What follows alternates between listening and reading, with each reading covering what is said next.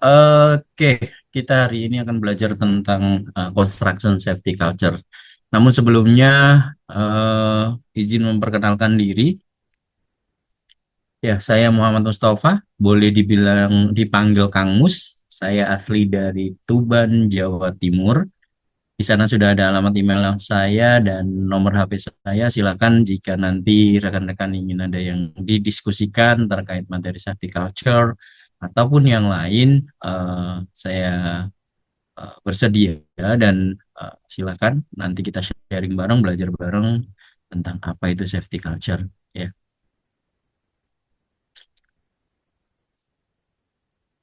Nah, sebelum masuk ke materi, saya mengutip satu ayat Al-Qur'an, tepatnya di Quran surat Toha ayat 114, yakni waqul rabbi zidni ilman, dan katakanlah wahai Robku, tambahkanlah kepadaku ilmu.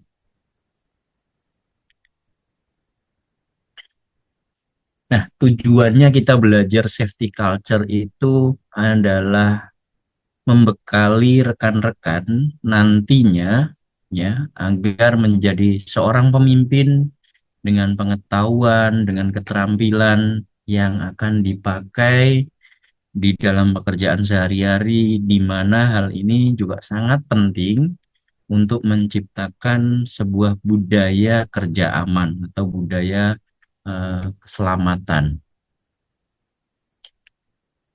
Secara definisi, budaya keselamatan kerja itu adalah sebuah kumpulan nilai, value, sikap, persepsi, keyakinan, dan praktik yang diterapkan oleh individu maupun sebuah organisasi, jadi kita sendiri ataupun perusahaan, dalam upaya menciptakan sebuah lingkungan kerja yang aman dan sehat, di mana budaya ini tercermin dalam cara bekerja dan manajemen memprioritaskan serta menangani fokus pada keselamatan dan kesehatan kerja di tempat kerja. Jadi secara definisi budaya itu lebih mudahnya adalah sesuatu yang telah menjadi kebiasaan. Itu namanya budaya. Habit ya. Culture, dari habit menjadi culture itu eh, kebiasaan.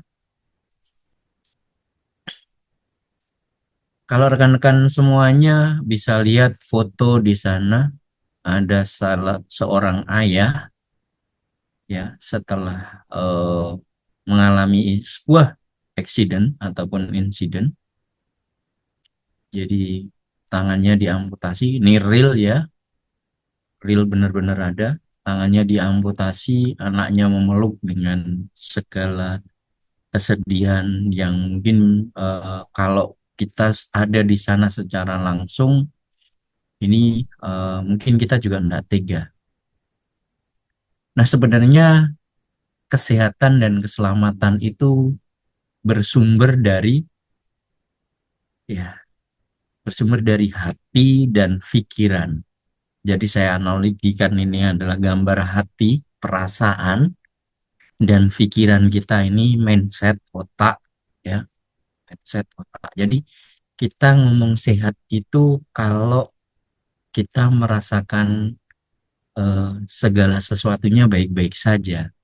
Itu eh, adalah sebuah kesehatan dan keselamatan. Kalau kita pikirannya jernih, pikirannya merasa baik, pasti insya Allah kita akan diberikan kesehatan dan keselamatan.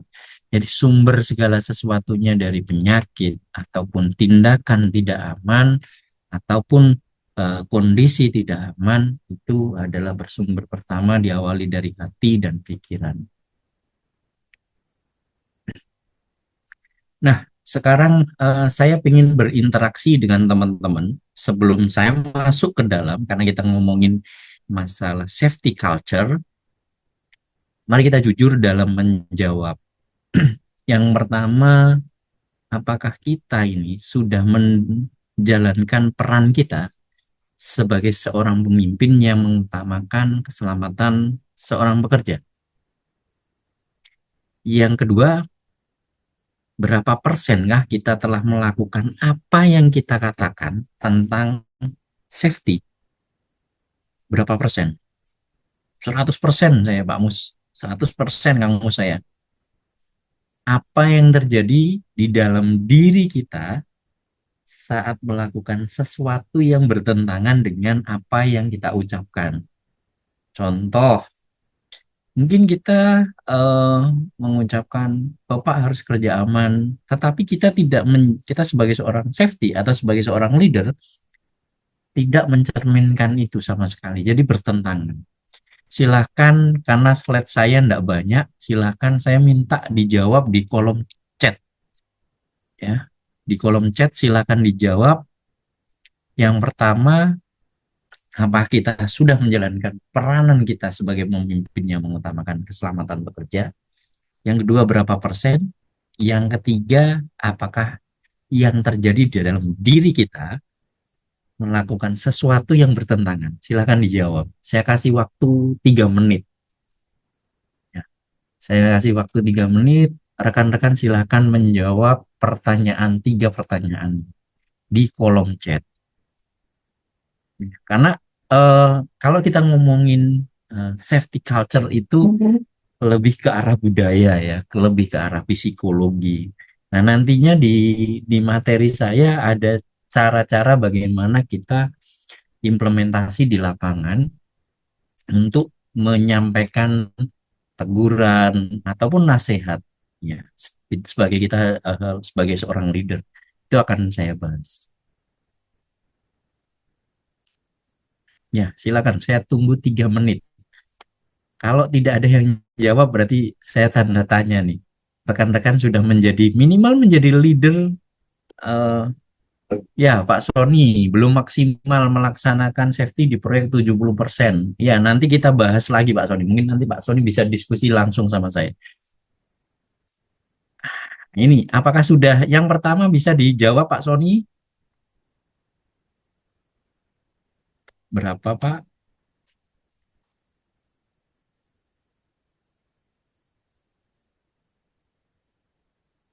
Nah, ini Pak Sony.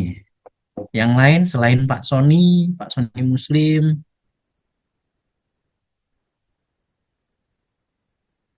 yang lain? Karena materi saya hanya 30-an slide lah. Kalau saya, tapi kalau saya kupas mungkin bisa kita nggak cukup waktu 2 jam.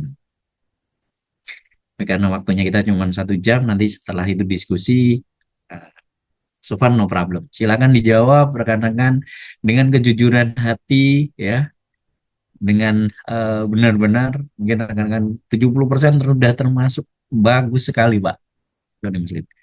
Jadi nanti ada namanya safety maturity level. Pak Arief Gondo yang pertama sudah berapa persen Pak Arief? Kalau di presentase berapa persen Pak implementasi kita yang kita katakan tentang safety Pak? Pak Purnomo masih belum 60% Pak Arief. Apakah yang ketiga bisa dijawab Pak Arief? Kita jujur saja. Nanti saya pun juga akan jujur ke rekan-rekan. Karena sebenarnya ini biar tidak ada bottleneck ya, biar tidak ada bias di antara kita. Jadi kita membahas safety culture itu. Ini akan sebenarnya lebih asik kalau kita bahas secara offline. Nah, nanti mungkin media Tama akan memberikan waktu untuk offline kita berdiskusi tentang safety culture yang lebih mendalam. Pak Purnomo, Pak Calvin, ya saya sudah menjalankan peran saya sebagai seorang safety 70 sampai 75%. Ya, beradaptasi ya. Kita selalu beradaptasi. Yang lain, saya masih ada waktu 1 menit. Yang ketiga tidak nyaman dan tidak tenang. Iya, benar Pak. Rizky Gustiawan sudah 95% komitmen safety first. Pak Ahmad Sofiil pertama sudah, kedua 60%, yang ketiga masih beradaptasi dengan lingkungan pekerjaan. Ya, ini ada beberapa faktor nanti. Oke, Dokter Boy 91 saat nomor pertama 95%, 100% Ya, 95% bertentangan dengan manajemen. That's way, no problem, Dok. Iya, no problem ya. Jadi itu sebenarnya adalah sebuah challenging kita untuk memberikan keyakinan ke manajemen bahwasanya eh, budgeting safety itu sebenarnya lebih dari apa yang kita bayangkan, lebih eh, apa ya, rewardnya ataupun benefitnya itu lebih besar dari apa yang manajemen bayangkan. Mungkin nextnya kita akan bahas cost benefit analysis di dalam K3. Oke, sambil jalan saya akan silakan dijawab ya, silakan dijawab. Nah, setelah rekan-rekan menjawab, bagi rekan-rekan mohon maaf yang Muslim, saya mengutip eh, As-Saff ayat 61, ayat 2, Quran nomor surat nomor 61 ayat 2 sampai 3, dan sebenarnya di Alkitab pun juga ada. Jadi ada pertentangan diri. Di yang pertama saya bahas di Alkitab dulu. Jika seseorang tahu bagaimana ia harus berbuat baik, tetapi ia tidak melakukannya, maka dia merasa berdosa. Itu di Yakobus 4 ayat 14. Sorry, ayat 17. Lalu bagi seorang muslim ya, ya ayyuhalladzina amanu liqaumi tadkhulu ma la taqilun kabura maqtakuna indallaha antakulu ma taf'alun. Wahai orang-orang yang beriman, mengapa kamu mengatakan sesuatu yang tidak kamu kerjakan? Amat besar kebencian di sisi Allah bahwa kamu mengatakan apa-apa yang tidak kamu kerjakan. Jadi ada pertentangan di dalam hati kita dalam menjalankan safety culture. Mungkin rekan-rekan Bapak pakai APD, Bapak ingat keluarga di rumah. Tetapi bapak-bapak, rekan-rekan, bapak ibu tidak menjadi suatu role model atau contoh. Ya, mungkin dengan ke lapangan masih kacamatanya ditenteng ataupun sarung tangannya nggak dipakai. Ini ini akan menjadi sebuah pertentangan diri. Nah, mari kita jujur lagi. Saya tanya ke dalam diri rekan-rekan masing-masing. Apa sih pengaruhnya bagi kepemimpinan kita dalam menciptakan sebuah budaya keselamatan? Ini ada 5 pertanyaan. Bagaimana kualitas keputusan kita tentang safety atau decision maker kita tentang safety?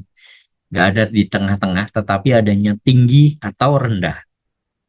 Yang ketiga, apa akibat terburuk atau terparah apabila kita biarkan pertentangan diri tadi terus terjadi?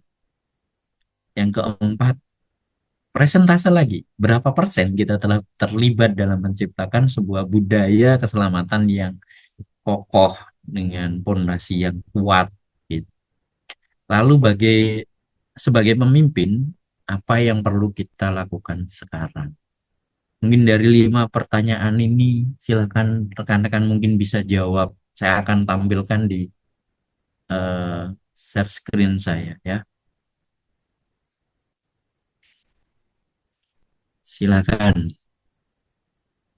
dijawab 5 1. Ya, slide saya total sama cover 37. That's why 35 isinya. Tapi nanti kita akan kumpas dan mungkin lebih banyak ke diskusi.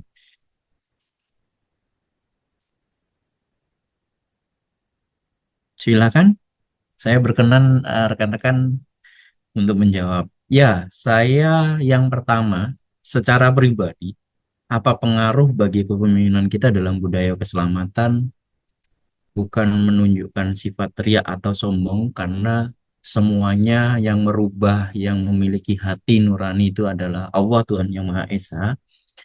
Tetapi style saya dalam memimpin atau dalam eh, kepemimpinan semakin tahun, semakin hari bertambahnya dengan eh, hari usia itu sangat berpengaruh. Jadi sangat berpengaruh sekali pada saat Mungkin dulu saya masih di level safety man, naik ke safety officer, safety supervisor, koordinator. Berbeda dengan jauh amanah yang diberikan ke saya saat ini sebagai salah satu QHSSE manager, jadi empat departemen, sorry, lima departemen, jadi lima bidang subdepartemen, quality, health, safety, security, dan enviro itu berpengaruh sekali bagaimana saya mengambil keputusan. Jadi kualitas keputusan ini kita harus tentang safety memang harus strictly, tetapi eh, tidak boleh kita eh, saklek, dalam arti harus kita memberikan win-win solution kepada manajemen seperti tadi yang disampaikan Dr. Boy, 5%-nya ini bertentangan dengan manajemen. Nah, ini yang ya mungkin let's say kita bisa naikkan 3 sampai 4% saja. Jadi masih ada 1 sampai 2% itu yang akan bergejolak di sana ya. Lalu apa sih akibat terburuk dan terparah apabila kita biarkan di pertentangan diri kita ini? Sebenarnya kita akan merasakan sebuah sakit, sakit dalam hal arti sakit jiwa kita bertentangan dengan apa yang ada di dalam hati nurani kita, sehingga ini akan berefek ke performa dan kesehatan kita sendiri. Lalu berapa persen yang terlibat, kita telah terlibat karena kebetulan saya adalah sebagai seorang safety, ya saya akui dengan jujur saya hanya sekitar 98%. 2%-nya masih terkadang ngerasa ngeluh, ngerasa eh, down ya. Karena apa? Karena ada faktor manajemen tadi. Lalu sebagai seorang pemimpin, apa yang perlu kita lakukan sekarang adalah mencoba memahami masukan dari bawah, keluhan dari bawah, eh, lalu apresiasi dari atasan kita. Jadi kita ini kalau di posisi middle leader, ya middle ataupun bukan top level manajemen, tapi di middle management, rekan-rekan akan merasakan sebagai seorang pemimpin yang menjadi penyambung lidah. Jadi segala sesuatu yang ada di bawah rekan-rekan pekerja akan kita sampaikan usulan-usulannya ke manajemen tertinggi, tetapi tidak semuanya akan kita sampaikan. Tetapi pasti akan kita screening atau kita olah bahasanya agar apa yang disampaikan oleh pekerja ini, message-nya, pesannya ini bisa diterima dengan baik oleh tim manajemen.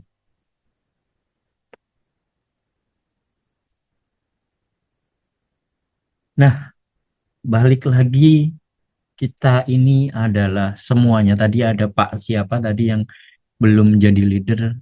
Ini mohon maaf Pak, saya koreksi. Bapak adalah leader atau pemimpin minimal untuk dirinya sendiri. Sebagaimana Abdullah bin Umar radhiyallahu an, jadi Nabi Allah Muhammad bersabda bahwasanya ketahuilah bahwa setiap kalian adalah pemimpin dan setiap kalian akan diminta pertanggungjawaban atas apa siapa yang dipimpinnya. Jadi memang tidak enteng kalau kita menjadi seorang leader ya. Tetapi kita ini adalah leadernya diri sendiri. Saya masih mencari referensi dari Alkitab ataupun kitab yang lain, tapi insya Allah ada. Jadi saya hanya baru menemukan di hadis Bukhari nomor 2554 dan hadis Muslim nomor 1829. Jadi kalau analogi digambar sana, Bapak ini mengadahkan tangan, ada 4 orang di tangan kiri, 4 orang di tangan kanan. Bapak adalah pemimpin. Mungkin bapak-bapak atau rekan-rekan yang atau ibu-ibu, mungkin kalau ibu-ibu adalah kodratnya seorang perempuan, ya pemimpin mungkin di dunia kerjanya, tetapi di rumah bapak ibu juga dipimpin oleh suaminya, oleh pasangannya. Ya. Seorang leader, ya bapak membawa beban yang dimana ada delapan orang, contohnya analogi di gambar, delapan orang yang berada di tangan Bapak. Bapak rekan-rekan akan jadikan mereka apa, ke depannya seperti apa, perkembangannya seperti apa. Itu semuanya pure ada di tangan rekan-rekan sendiri. Jadi bukan di tangan saya atau tangannya Mas Arief, bukan. Tetapi di tangan sampean, rekan-rekan sendiri ya. Nah, kita kenapa bahas itu tadi secara leadership? Karena safety culture itu dimulai dari top to down, bukan down to top. Akan susah. Tetapi kalau dari atasan turun ke bawah, insya Allah akan dipermudah. Nah, piramida insiden apa yang menjadi penyebab insiden? Ya, kalau kita ngomongin insiden di sana, yang pertama ada fatality, ada cedera parah, ya, lalu ada cedera ringan, dan pondasi yang terakhir adalah hampir cedera atau near miss. Tetapi rekan-rekan mungkin jarang yang memikirkan bahwasanya near miss ataupun cedera ringan ataupun cedera parah atau fatality, ya, ini akan didasari oleh sebuah sikap, yakni kondisi tindakan tidak aman yang menyebabkan kondisi tidak aman. Jadi pasti kondisi tidak aman itu diawali dengan tindakan tidak aman. Nah, tindakan tidak aman dan kondisi tidak aman ini adalah sebuah perilaku. Nah, sebuah perilaku ini pasti punya dasar. Apa sih penyebabnya? Ini yang harus kita cari tahu. Lalu apa penyebab dari tindakan tidak aman dan kondisi yang tidak selamat tadi? Atau kondisi tidak aman?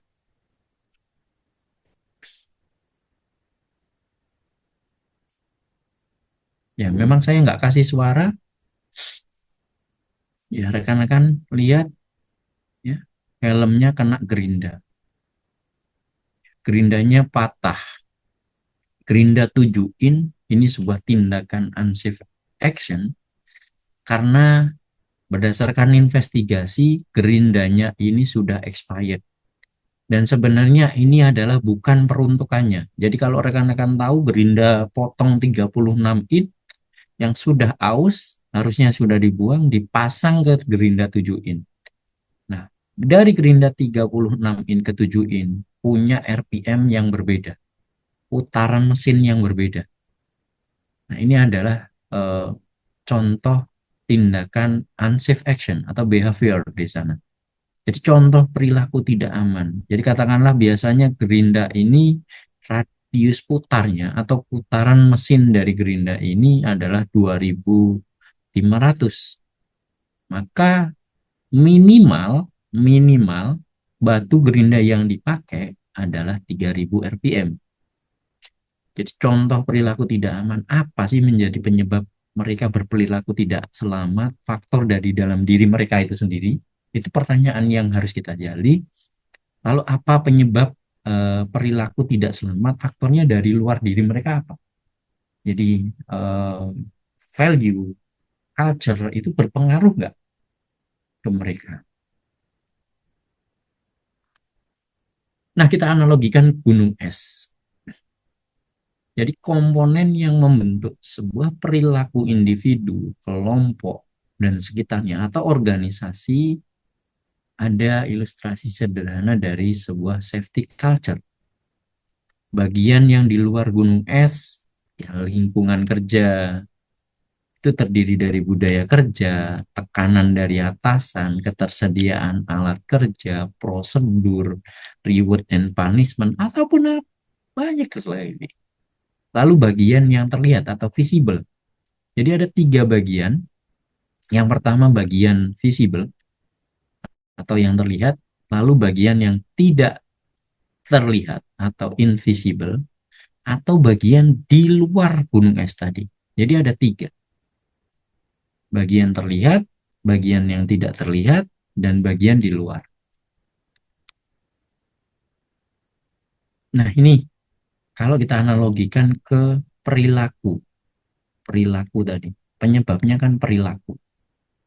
Di mana yang kelihatan kelihatan seperti gunung es, yang kelihatan ujungnya saja di atasnya. Jadi kalau rekan-rekan mungkin pernah nonton film Titanic, itu karena perilaku, bukan hanya karena materialnya yang tidak kuat di nabrak gunung es, tetapi karena perilaku. Sudah tahu itu diingatkan, ada bahaya di sana. Kelihatannya kecil karena merasa kapalnya gede, ya. Tapi giliran menabrak ternyata gedenya minta ampun. Nah, perilaku ini didasari yang pertama dari emosi, dari niat dulu. Yang paling bawah itu niat. Niatnya apa sih? Niatnya apa? Setelah niat muncullah sebuah nilai. Nilai kita punya sebagai seorang manusia, sebagai seorang makhluk itu apa? Di sana ada nilai.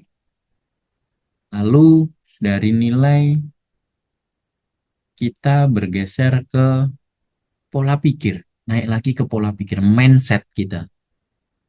Nah, mindset kita ini akan berpengaruh ke emosi kita. Apa yang jadi emosi kita adalah menjadi perilaku kita.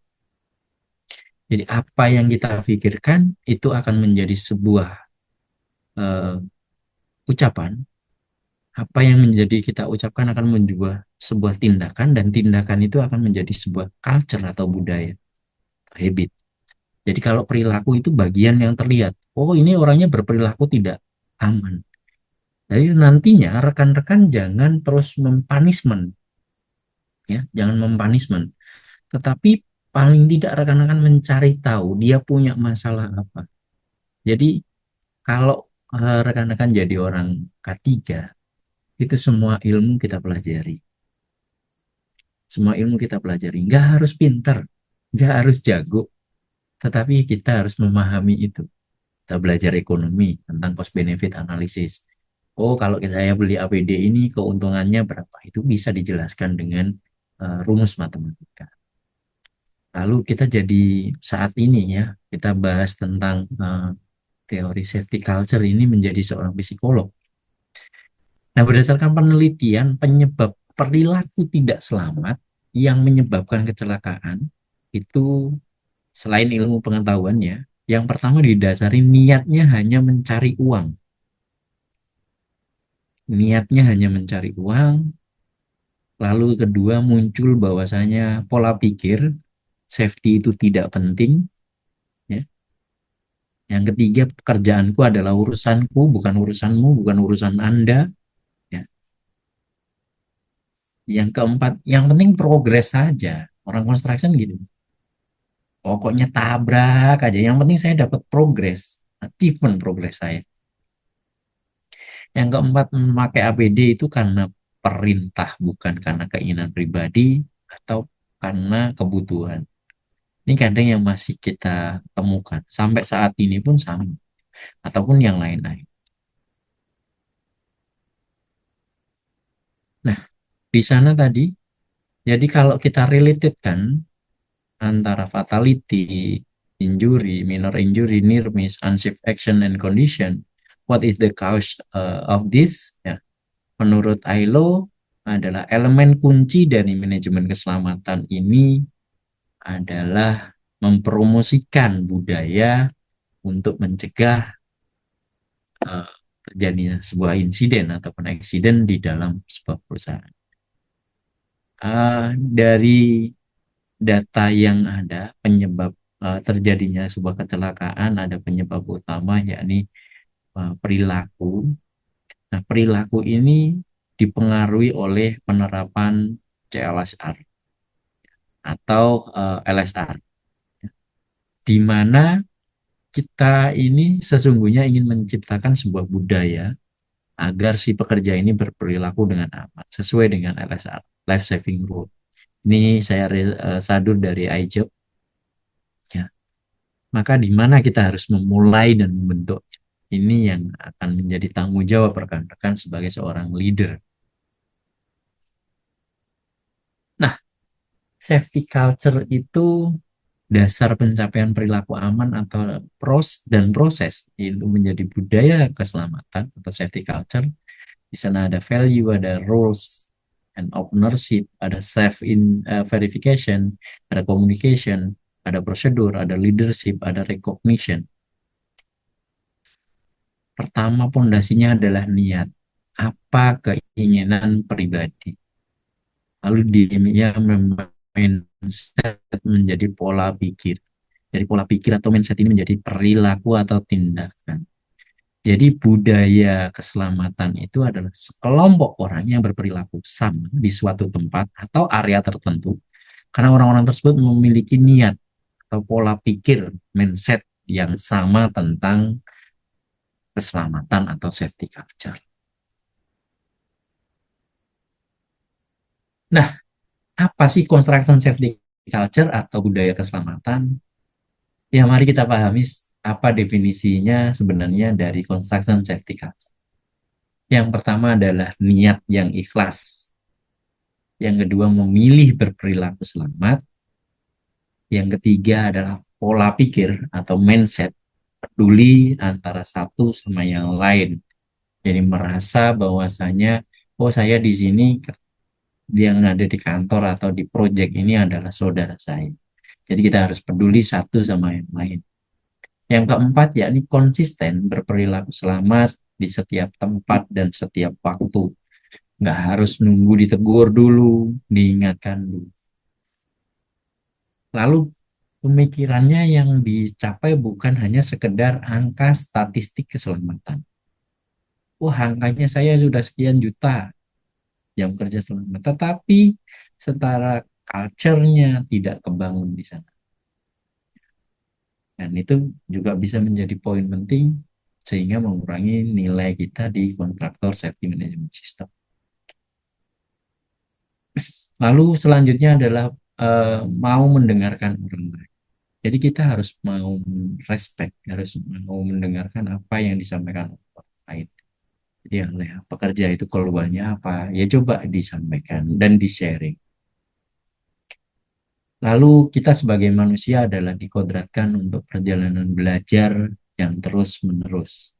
Jadi kita tidak uh, semena-mena bahwasanya mungkin kita sudah paham, tetapi sebenarnya kita belum paham secara keseluruhan. Hanya sedikit saja yang kita pahami, terkadang kita sudah lupa akan apa yang harus kita kerjakan. Jadi belajar yang terus-menerus. Nah, sebuah safety culture ini yakni sikap individu maupun organisasi untuk memperhatikan terkait isu keselamatan dan menjadi sebuah prioritas utama. Jadi di beberapa, kebetulan saya ada di Jawa Timur, kebetulan di beberapa tempat di kampus ataupun di sekolah SMA itu sudah mulai menyiapkan sikap individu untuk sebelum bekerja maupun di nantinya sudah bekerja tetap memperhatikan isu-isu tentang keselamatan itu menjadi prioritas. Nah, sebuah safety culture itu juga harus dilakukan sebuah assessment atau penilaian, di mana safety culture ini, assessment ini dinilai untuk meng-create sebuah program bagaimana budaya keselamatan ini bisa segera diwujudkan.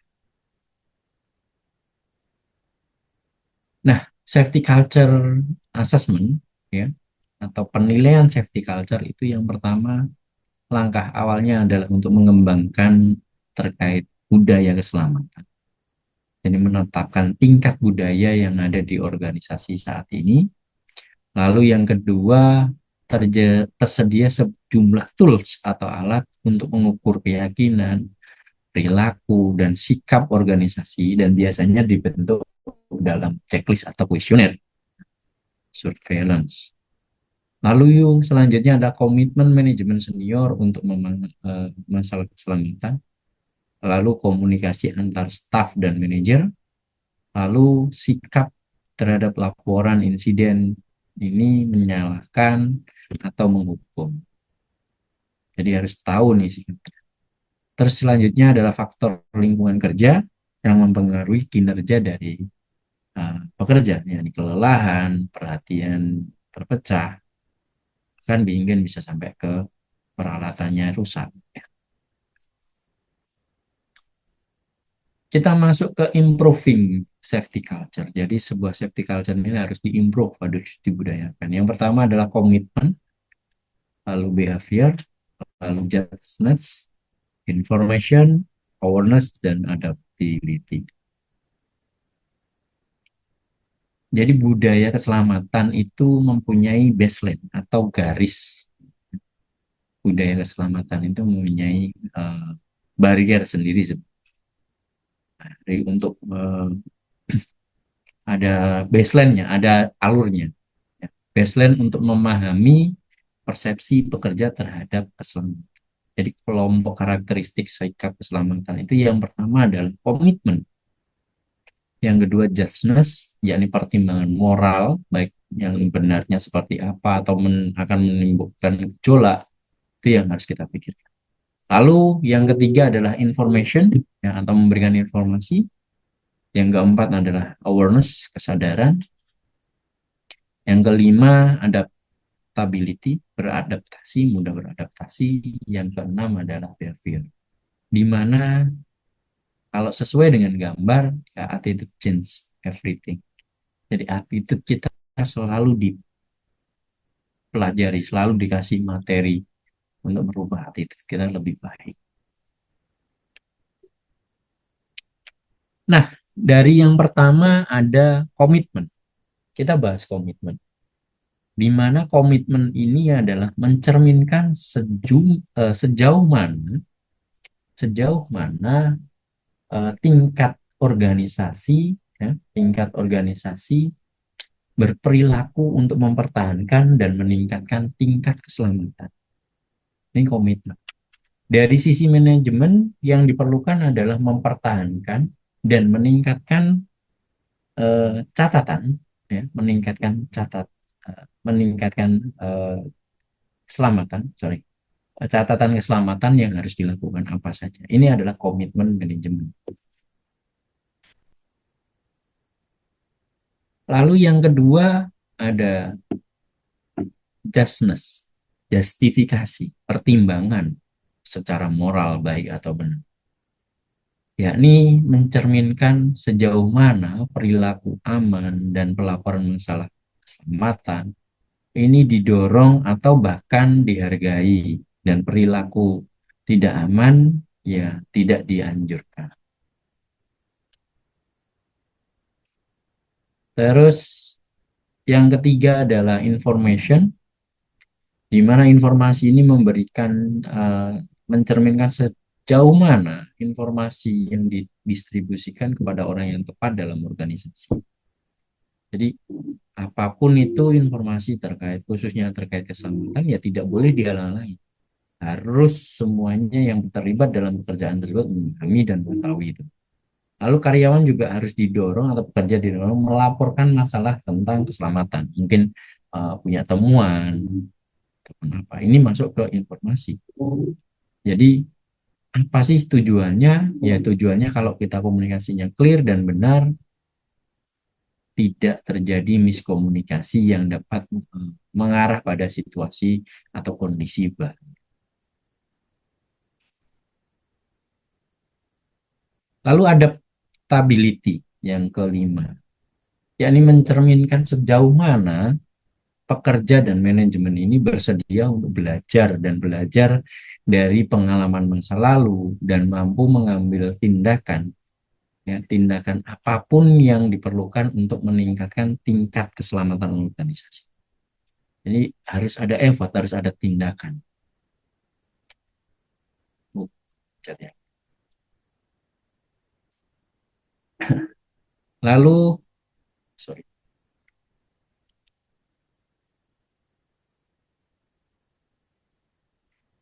behavior. Ya, behavior ini adalah sejauh mana tingkat organisasi eh, sikap, memiliki sikap positif terhadap ketiga atau terhadap keselamatan dan mengakui pentingnya tentang keselamatan. Di mana eh, manajemen puncak, ya, manajemen puncak harus benar-benar berkomitmen untuk menjaga tingkat keselamatan yang tinggi dan memberikan motivasi dan sarana bagi karyawan untuk melakukan hal-hal yang baik.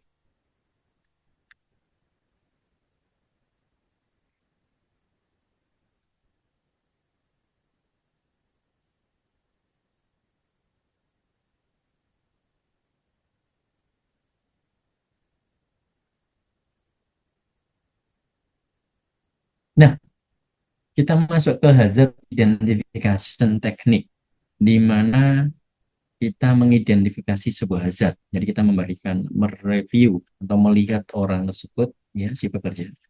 Itu kita harus memperhatikan aspek environnya, lingkungannya, lalu surrounding ini biological, radiation, chemical, CIMOP, lalu alat tools mulai dari mechanical, ergonomik, electrical, lalu secara psikologi, stres, diskriminatif, work pressure.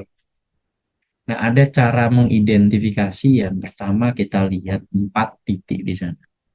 Atas, bawah, kiri, kanan, itu harus clear. Mengidentifikasi dengan mengedepankan kedua unsur. Sebentar.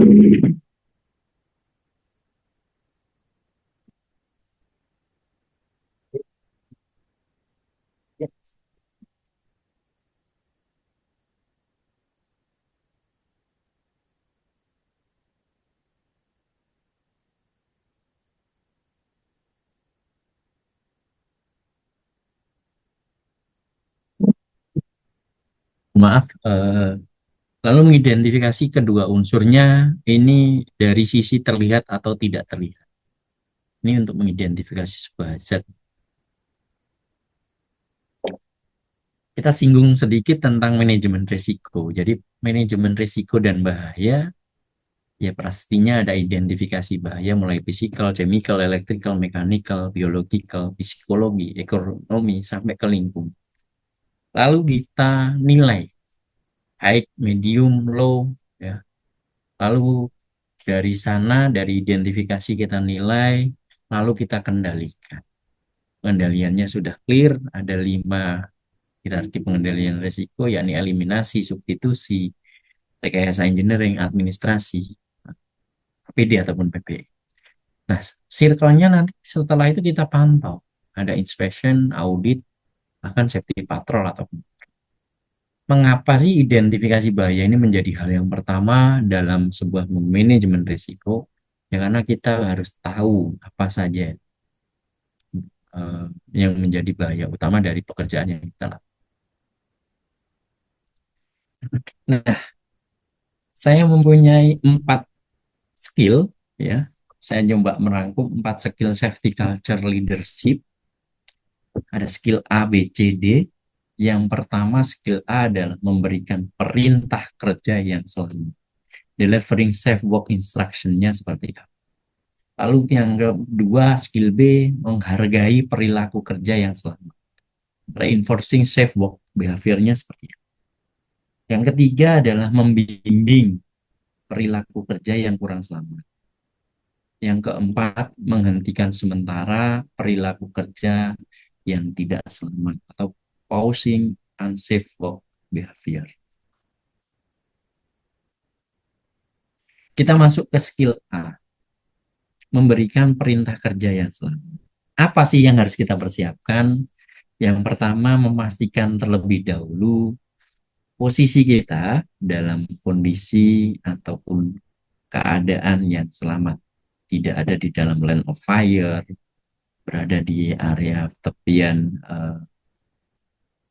galian, ataupun posisi, pokoknya posisi kita tidak, jangan sampai gitu. Jadi posisi kita sebelum kita memberikan perintah kerja yang selamat, ya kita harus mengetahui posisi kita. 100% hanya menghargai, bukan memuji. Nah, apa sih yang harus dihindari? Yang dihindari adalah kata-kata tapi, namun, tingkatkan. Jadi kalau kita ngomong perintah, tapi harus gini, namun ya seperti ini. Tingkatkan lagi ya, ini tidak boleh. Caranya adalah yang pertama kita lakukan pengamatan dulu, bahayanya, sekitarnya. Kita lihat review, kanan, kiri, atas, bawah, depan, belakang, itu kita lihat. Lalu kita awali percakapan dengan sebuah senyuman, perkenalkan diri, saya Mustafa Pak, saya safety di sini. Lalu menyampaikan ke pekerjanya. Saya sangat senang bisa berkenalan dengan Bapak karena Bapak, eh, yang saya lihat sekarang, ya, sedang melakukan pekerjaan apa-apa dengan pengendalian memakai APD dan sebagainya, rinci yang terpakai, ya, ataupun ada yang APD yang lain, ataupun barrier safety yang ini adalah membuktikan komitmen Bapak terhadap keselamatan itu tinggi. Nah, setelah memberikan selamat perintah kerja tadi, ya kita ucapkan terima kasih. Kita ucapkan terima kasih ya Pak, dan ditutup dengan saya bangga dengan Bapak dan mohon untuk dilanjutkan. Jadi menghargai apa yang sudah dikerjakan, tidak memuji. Itu skill yang pertama. Skill yang kedua, yakni menghargai perilaku kerja yang selamat. Tadi sudah ya, memerintahkan, sekarang kita menghargai. Ya. Yang persiapannya sama, tipsnya juga sama. Yang dihindari sama, tapi mungkin isinya sama, komitmen. Jadi diucapkan sama. Perilaku jadi menghargai dan memerintah tadi sama. Skillnya harus sama. Jadi dipuji, bukan memuji, tetapi menghargai apa aja yang sudah beliau kerjakan. Contoh tadi di gambar ada orang sudah posisinya unsafe action, menggerinda, dia tidak pakai face shield, hanya pakai kacamata, ternyata RPM-nya salah. Nah, kita di perilaku atau untuk skill C, membimbing perilaku kerja yang kurang selamat. Kita kondisinya lakukan pengamatan dulu, awali percakapannya dengan senyuman, perkenalan, dihargai dulu apa yang sudah baik. Ya. Contohnya Bapak terima kasih sudah bekerja dengan baik, posisinya ergonomis, ya, bekerja ekonomis, lalu ditanyakan apa bahaya dari yang sedang dia kerjakan. Karena dia tadi udah nggak pakai face shield. Lalu kontrol bahayanya seperti apa? Jika jawabannya mungkin belum tepat atau kurang pas, ya maka pertanyaannya masih kita rubah. Mungkin dengan bahasa-bahasa daerah, boleh-boleh saja, sah-sah saja, karena rekan-rekan akan menciptakan sebuah budaya atau safety culture. Budaya itu menghargai dari budaya yang sudah ada. Ya, yang terakhir, mengucapkan terima kasih, ya. Lalu ditutup dengan kata, saya berharap kita semuanya pulang ke rumah dengan kondisi selamat setiap hari. Yang keempat, skill yang terakhir, kalau kita memberhentikan perilaku kerja yang tidak selamat, ya memastikan dulu posisi kita kondisinya di area yang aman, selamat, ya. Melakukan pengamatannya dulu, dikontrolnya seperti apa. Tetap harus kita dengan senyuman, dikenalkan dengan bukan pakai, Pak, turun, stop, pekerjaannya nggak aman, ini sudah tidak zaman. Lalu kita sampaikan dengan tulus, karena saya tidak ingin Bapak atau kita celaka, Bapak tolong jelaskan bahayanya. Bapak harus pakai face shield, Bapak harus pakai lihat dulu inspeksi alatnya, Bapak harus pakai material yang sesuai dengan RPM-nya. Setelah itu kontrolnya dilakukan, ya, kerjanya boleh dilanjutkan. Ditinggal dulu nih, keliling ke area yang lain. Setelah itu kita lihat lagi. Ya, kita lihat lagi ke lokasi yang itu setelah beberapa saat, mungkin 30 menit ataupun 1 jam. Lalu kita menghargai jika konsisten berperilaku dengan. Lalu yang kedua, memastikan bahwasanya pekerjaan tersebut sudah benar-benar berhenti, dan jika masih dilanjutkan dengan tidak selamat, kondisinya tidak selamat, maksudnya dengan kondisi yang tidak sesuai dengan. Nah, apabila perlu ya kita harus memberitahu ke atasannya.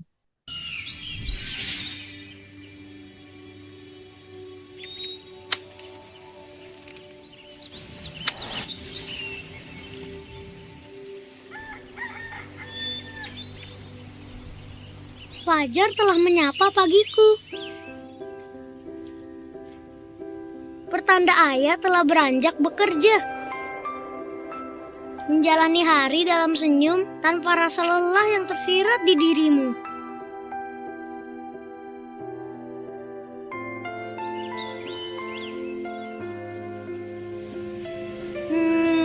Apa sih yang membuat ayah nampak begitu gagah dan semangat untuk bekerja?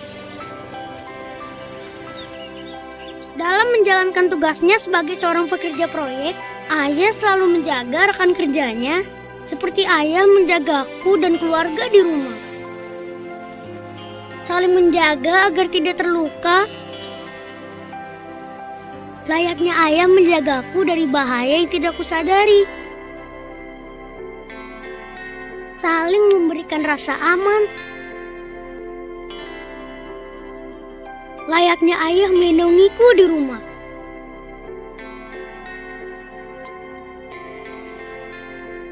Saling memberikan rasa nyaman. Layaknya ayah membalutiku dengan selimut di malam hari.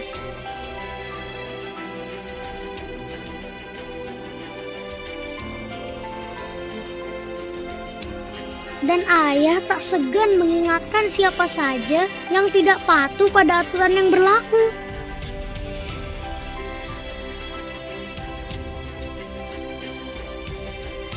Seperti ayah menegur aku kalau aku berbuat salah.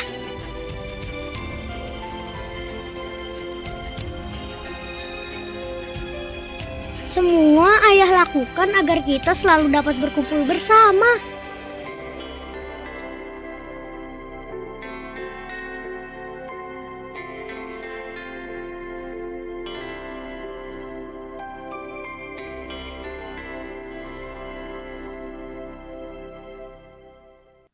Ya, itu adalah materi saya dan video yang terakhir adalah sebuah pengingat bagi kita semuanya bahwasanya kita punya keluarga, rekan kerja kita punya keluarga, maka kita harus peduli, saling care, ya, bahwasanya rekan kerja kita membutuhkan kenyamanan, membutuhkan perhatian. Jadi saya titip untuk rekan-rekan yang pakai helm merah, yang jadi safety, ataupun supervisor harus menegur dengan hati. Mungkin itu aja dari saya. Silahkan jika ada pertanyaan kita diskusikan. Terima kasih. Selamat siang. Assalamualaikum warahmatullahi wabarakatuh. Waalaikumsalam warahmatullahi wabarakatuh. Baik, luar biasa menarik ya teman-teman semuanya untuk materinya. Dan di sini sudah ada beberapa pertanyaan ya untuk Pak Mustafa yang akan didiskusikan bersama-sama. Nah, buat teman-teman yang ingin bertanya langsung boleh silahkan ya bisa tuliskan pertanyaan di kolom Q&A ataupun teman-teman nanti klik raise hand. Nah, oke, nah sebelum kita lanjut ke dalam sesi tanya jawab dan absensi ya, absensi tenang Bapak Ibu semuanya. Nanti akan saya share di kolom chat Zoom ya. Nah, biasanya kalau untuk absensi akan saya share setelah saya menyampaikan informasi penting ini juga kepada Bapak Ibu semua.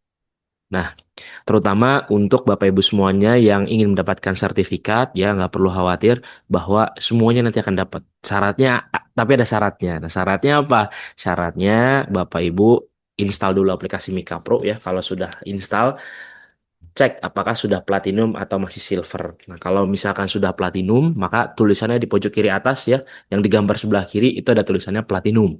Nah, kalau masih silver, di bawah nama kita sebelah kiri juga, itu ada tulisannya jadi silver dan ada gambar gemboknya.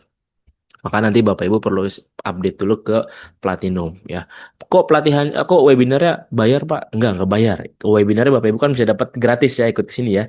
Cuman kalau untuk Bapak Ibu mendapatkan sertifikat, Bapak Ibu perlu upgrade dulu aplikasi Mika Pro-nya. Nah, ini bukan untuk pembayaran webinar atau sertifikatnya, tapi ini pembayaran untuk Bapak Ibu bisa menikmati fasilitas yang ada di aplikasi Mika Pro seperti regulasi K3, kemudian ada ribuan modul di aplikasi Mika Pro. Nah, bonusnya adalah Bapak Ibu bisa mendapatkan sertifikat webinar tiap Sabtu gratis. Seperti itu ya Bapak Ibu maksudnya.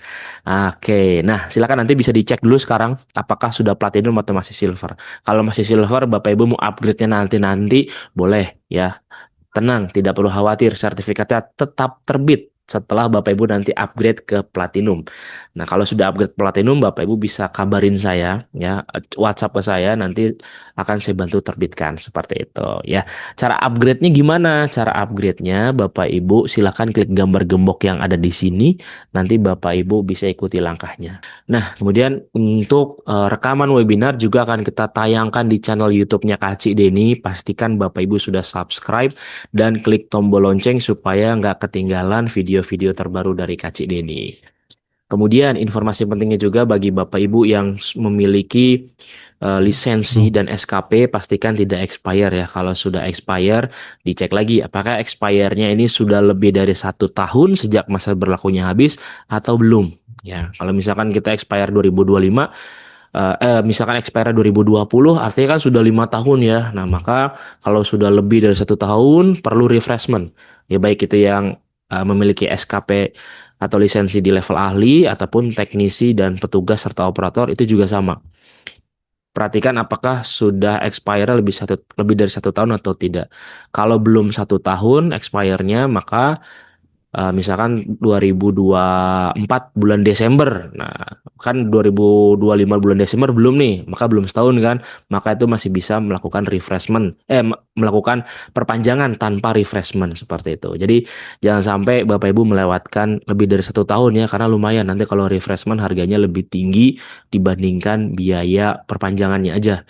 Dan harus ikut pelatihan lagi, biasanya selama 3 atau 5 hari ya. Kalau ahli K3 umum itu biasanya di 5 hari. Tapi kalau yang teknisi, petugas ya, itu hanya di 3 hari. Biasanya seperti itu ya. Baik, silakan dicek masing-masing lisensi dan SKP-nya apakah sudah mau mendekati expire atau belum. Kalau sudah mendekati expire, silakan bisa hubungi Media Tama untuk nanti dibantu perpanjangannya. Kemudian buat Bapak Ibu yang ingin terjun ke dunia K3 bisa mulai juga nih dari ahli K3 umum untuk mengambil kompetensinya ya. Dan ini kita laksanakan secara online training, minimal pendidikannya D3. Kemudian kalau teman-teman Bapak Ibu ingin ambil yang BNSP, juga ada ahli K3 BNSP. Biasanya bedanya kalau BNSP ini outputnya adalah ke kompetensi kita ya. Nah, ini harganya juga sangat terjangkau, dari 2,5 juta kalau di luaran sana ya. Kalau di Media Tama hanya 950.000. Nah, nanti teman-teman akan mengikuti pembelajaran materinya secara mandiri, nanti menggunakan e-learning yang akan teman-teman pelajari secara fleksibel seperti itu. Nanti di akhir akan ada uji kompetensi bersama asesor tentunya. Nah, oh ya, kalau yang ahli K3 ini, yang BNSP saat ini pendidikannya D3 ya Bapak Ibu, atau yang sedang kuliah di semester 7.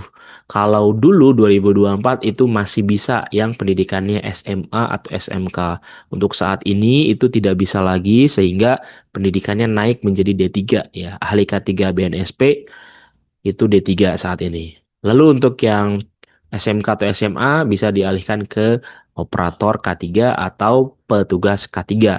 Bedanya apa? Kalau misalkan kita belum punya pengalaman di bidang K3, ambilnya yang operator. Tapi kalau yang sudah punya pengalaman di K3 selama minimal 2 tahun, ambilnya yang petugas K3. Seperti itu bedanya. Dan harganya juga lebih terjangkau lagi ya Bapak Ibu. Tapi untuk pembelajarannya pun itu tidak beda ya, sama, baik yang operator, baik yang petugas dan yang ahli, itu Bapak Ibu mendapatkan materi yang sama. Jadi Bapak Ibu tetap bisa mendapatkan materi yang sama dengan ahli K3 BNSP seperti itu ya. Hanya nanti pada saat uji kompetensi itu dikhususkan untuk operator dan juga petugas K3. Sertifikatnya nanti tentunya akan ada tulisannya operator atau petugas seperti itu.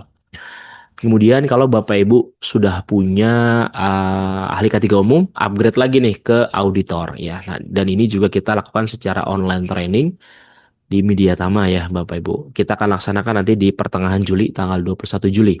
Kemudian kalau Bapak Ibu semuanya ingin melakukan pengukuran kerja di perusahaannya, bisa nih untuk ambil ahli K3 Muda Lingkungan Kerja. Nanti Bapak Ibu akan mendapatkan sertifikat Hygiene Industri Muda dari BNSP. Kemudian SKP dan lisensinya dari Kemnaker seperti itu ya. Nah, ini pembelajarannya secara online dan prakteknya akan ada langsung ya atau offline.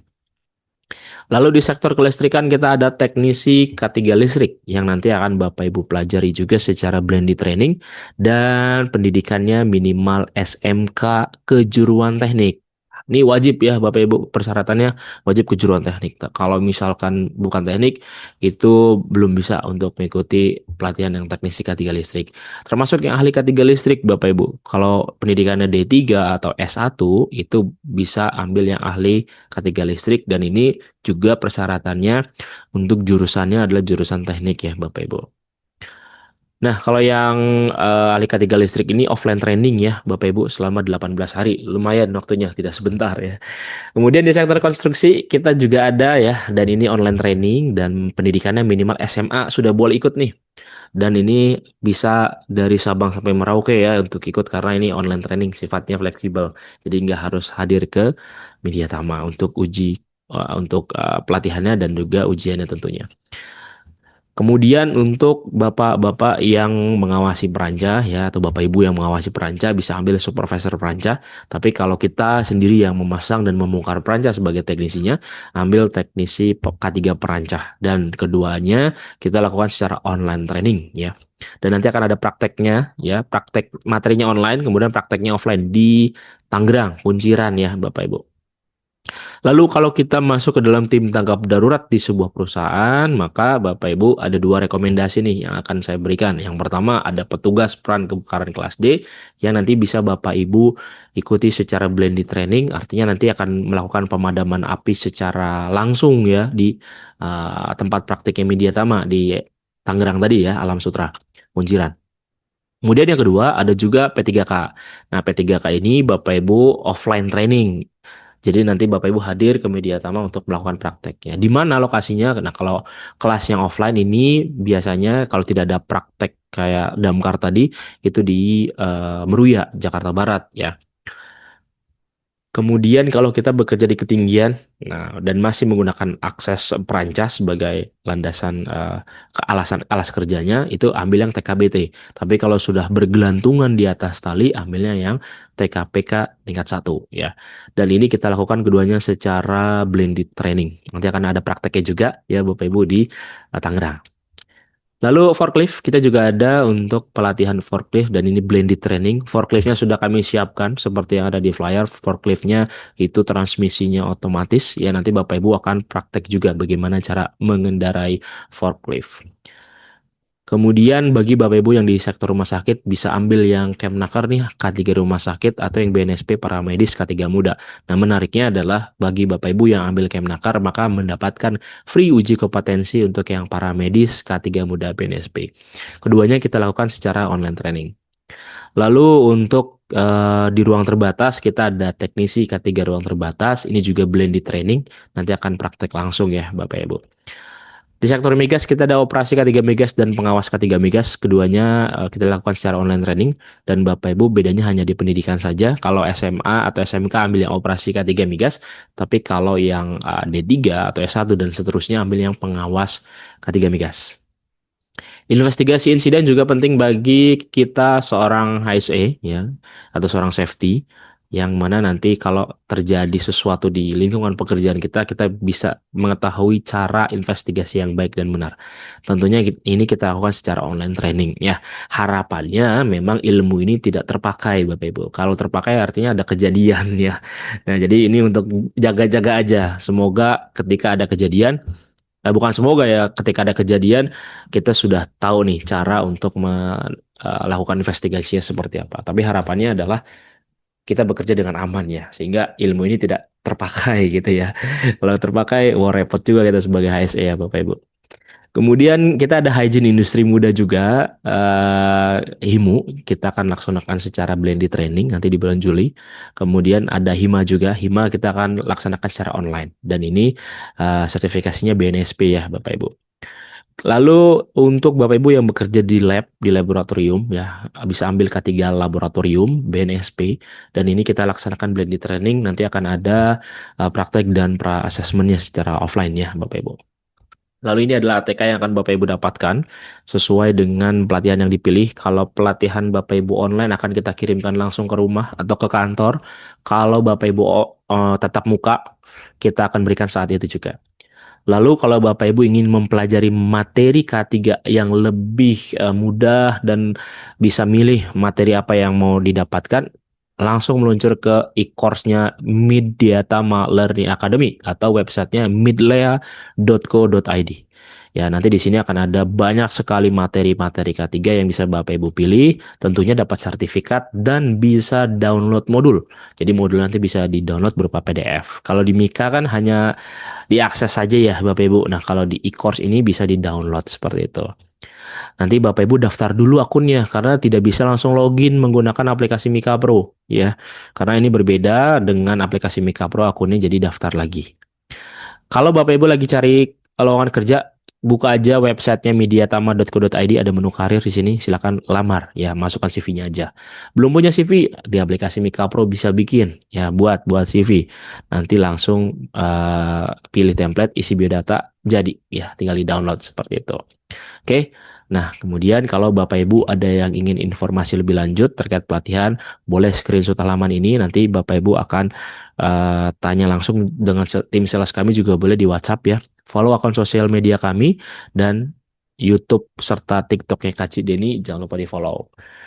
Lalu untuk yang ingin kerjasama sebagai sponsor juga bisa hubungi nomor hotline Mediatama, dan Bapak Ibu juga bisa hubungi saya untuk apa namanya, menjadi instruktur ya di kolega. Ini nomor saya yang lama karena ini masih diblokir di nomor WhatsAppnya. Nanti saya kirimkan nomor WhatsApp ke nomor saya yang baru ya di mana di kolom chat seperti itu. Oke, ini sudah makin banyak yang bertanya, Pak Mustafa. Saya kirimkan dulu untuk absensinya. Buat Bapak Ibu silakan mengisi absensinya cukup 1 kali aja dan pastikan berhasil. Oke, ada checklistnya nanti ya kalau berhasil. Yuk, silakan bisa diisi dulu absensinya. Kita lanjut ke sesi tanya jawab nih Pak Mustafa. Yang pertama dari Pak Dwi Agung Setiawan. Nah, untuk pengendalian risiko dari suatu bahaya, apakah standar APD konstruksi di pertambangan dan sipil itu berbeda nih Pak? Nah, ini gimana Pak? Pak Mustafa, silakan.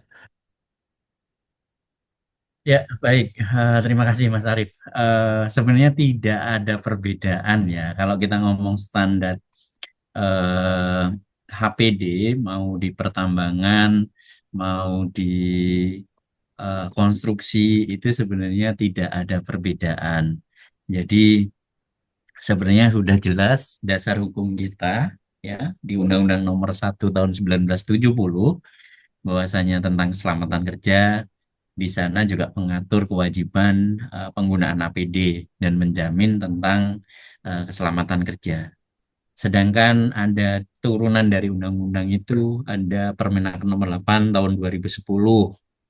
Di sana juga ada standar utama nasional yang terkait definisi dan jenisnya, terus kewajibannya. Lalu kalau standar kita ya SNI itu juga ada. Lalu kalau standarnya eh, internasional itu di ISO kalau nggak salah ya, di ISO dan ANSI ataupun EN ya itu juga ada. Contoh ISO 20345 itu terkait sepatu, terus 346 juga dibahas, terus 20347 ya, terus di ISO 10819 itu juga terkait sarung tangan, terus work face ataupun baju pelampung ya itu juga udah clear ya di ISO 12402. Jadi sebenarnya tidak ada perbedaan, Pak. Bapak mau pakai ANSI, mau pakai ISO boleh, atau Bapak pakai SNI juga boleh sebenarnya. Jadi sebenarnya tidak ada perbedaan ya, Mas Arif. Cuman implementasinya saja. Implementasinya saja terkadang rekan-rekan di, mohon maaf, di konstruksi ini ngerasa, wah, yang penting ada aja deh gitu. Nah, ini yang terkadang eh, menjadi hal yang salah kaprah. Seperti itu sih, Mas Arief. Jadi tidak ada perbedaan Oke. sebenarnya. Oke, baik. Seperti itu ya, Pak Dwi. Jawabannya jadi sama aja PD-nya ya. Lanjut lagi dari Pak Bayu. Bagaimana cara mendorong pekerja untuk aktif melaporkan kondisi tidak aman tanpa takut terkena sanksi? Nah, ini gimana nih Pak? Kadang-kadang kita juga takut-takut nih untuk ngelaporin. Ya, sebenarnya gini, mendorong pekerja untuk memberikan reporting atau kondisi tidak aman atau bahkan rekan kerjanya mempunyai perilaku yang tidak aman ini sebenarnya adalah butuh waktu ya, butuh waktu memberikan kesadaran bahwasanya apa saja sih yang harus dilakukan itu juga harus clear gitu. Nah, nanti komitmen manajemen ini yang harus benar-benar strictly. Jadi contoh juga kita memperlakukan reward dan punishment. Apakah di tempatnya Pak siapa tadi Mas Arif? Pak siapa namanya? Pak Bayu, Pak Bayu. Pak Bayu. Pak Bayu sudah menerapkan reward dan punishment atau belum? Seperti itu ya. Jadi kalau Pak Bayu sudah memberikan reward dan punishment, insya Allah akan dilaporkan, Pak. Ya, atau menyusun program BBSO, ya, Intervention and Observation Card, ataupun OK Card, atau pengamatan kerja aman, ya, whatever itu nama programnya. Tapi bentuk bentuk eh, bentuk apa namanya? Bentuk programnya seperti itu. Jadi kartu-kartu pengamatan dan itu bisa didigitalisasi ya. Jadi bisa didigitalisasi pakai software ya mirip-mirip Mika Pro boleh. Saya pernah mengimplementasikan itu di eh, Google ya, dipakai Google Form terus nanti kita aplikasikan di Play Store maupun App Store. Itu juga bisa seperti itu Pak Bayu. Jadi tetapi yang paling penting adalah menjaga kerahasiaan orang yang melapor. Kadang merasa takut karena takutnya disebut namanya itu. Itu yang harus jadi eh, pegangan pertama ya. Jadi benar-benar dirahasiakan seperti itu, Mas Arif. Oke, baik. Malah takutnya kita kalau kalau kita melaporkan malah cepu nih gitu kan. Iya, Makanya itu seperti menjadi itu. salah satu nggak usah deh. Yang penting gak ada kecelakaan itu cuma nirmis doang gitu kan. Nah, itu yang Iya, jadi seperti itu. kendala ya. Tetapi dari sekian yang materi kita bahas tadi, dari sekian nirmis itu akan ada beberapa sebabnya gitu. Dan bisa menyebabkan paling tinggi adalah mungkin satu fatality seperti itu. Oke, baik. Seperti itu ya, Pak Bayu jawabannya. Nah, kita lanjut lagi dari Pak Yohanes. Yang pertama nih pertanyaannya pemimpin selalu menolak salah katanya Pak. Pekerja yang selalu salah dan ada gap. Nah, bila gap persepsi itu tinggi, strategi apa yang penting dilakukan dalam membangun sebuah kesepahaman? Bagaimana nih Pak? Ya, eh gini ya, kalau memang beliau ini mempunyai jiwa leadership, bukan bossy, tetapi saya juga jarang sekali menemukan saat ini sudah eh, bergeser, zamannya sudah bergeser, tidak lagi bossy, masih ada beberapa pemimpin yang mungkin modian ya. Jadi kalau moodnya lagi bagus, dia juga lagi enak. Tetapi secara overall bagaimana kita menjelaskan sih sebenarnya, bagaimana kita menjelaskan untuk pemahaman terkait pentingnya budaya keselamatan. Jadi seperti yang tadi saya sampaikan, mungkin kita kurang dalam menjelaskan. Ya, kita respect kita lah ya. Untuk mencari respect seorang leader atau bos itu atau pemimpin itu seperti apa. Itu harus dijelaskan secara detail. Mungkin karena dia punya duit, budget. Jadi katakanlah kita ngajuin program safety culture nih. Oh budaya budgetnya kok gede? Apa sih?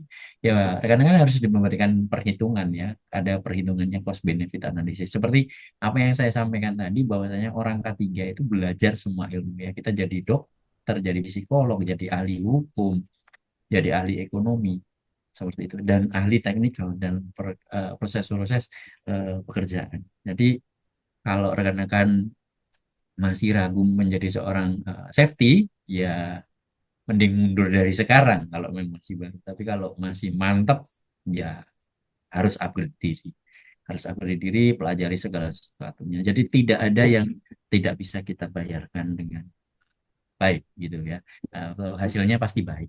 Insya Allah pasti baik seperti itu. Jadi memberikan penjelasan, ya memang saya sendiri pernah mengalami itu, dan karena kalau yang punya duit itu kadang ditahan-tahan. Ya, jadi apalagi kalau mungkin nanti rekan-rekan ketemu dengan bos-bos ekspatriat, PMA, perusahaan permodalan asing, itu akan lebih rumit. Jadi harus detail memberikan penjelasan. Jadi saya kalau kita butuh program A, jalankan program A, biayanya sekian, ininya sekian, ya itu harus clear di awal.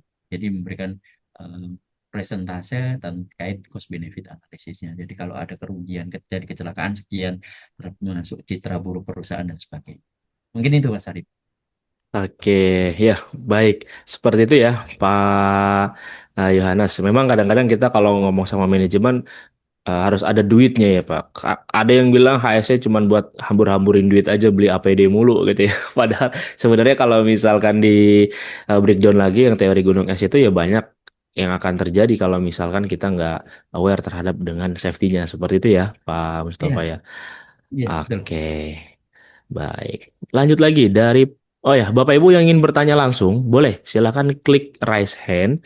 Nanti kita akan berikan kesempatan untuk bertanya langsung nih dengan Pak Mustafa. Lanjut lagi dari Dokter Priambodo. Bagaimana trik menghadapi pekerja yang sangat berpengalaman? Dia tahu bahwa safety culture harus ditegakkan, namun pekerja yang berpengalaman ini selalu melanggar dan biasanya berkontribusi terhadap kecelakaan kerja. Nah, ini gimana, Pak? Saya udah pengalaman bertahun-tahun aman-aman aja. Gimana, Pak? Iya, Silakan, Pak. iya.